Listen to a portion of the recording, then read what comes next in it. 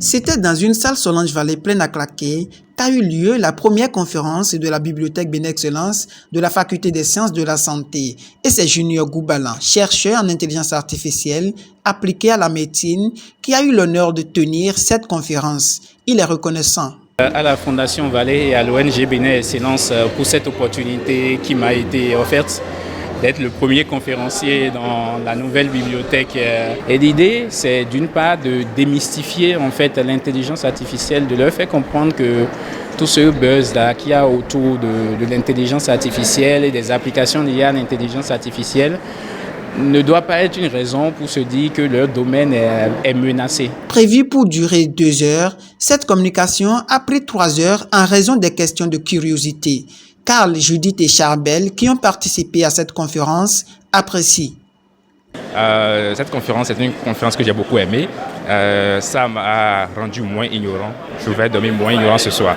Par l'intelligence artificielle, j'ai retenu que c'est l'utilisation des algorithmes et des logiciels pour résoudre des problèmes. Nous avons aussi eu à parler avec le docteur Junior de l'application Shuri, qui est une application particulière dans le domaine de l'imagerie médicale.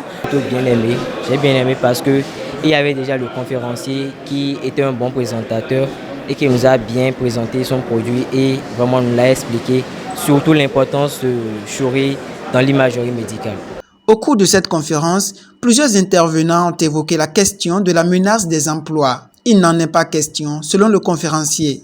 L'objectif de l'application que nous avons présentée, qui est Shuri, l'objectif de Shuri, c'est tout simplement d'accompagner les praticiens actuels et les futurs prescripteurs afin de les rassurer et de les aider aussi à s'habituer en fait à l'introduction des nouvelles technologies dans leur pratique au quotidien. Aujourd'hui, dans le domaine de la santé et plus précisément dans le domaine de l'imagerie médicale, il n'y a pas une application d'intelligence artificielle qui viendrait remplacer les professionnels de santé.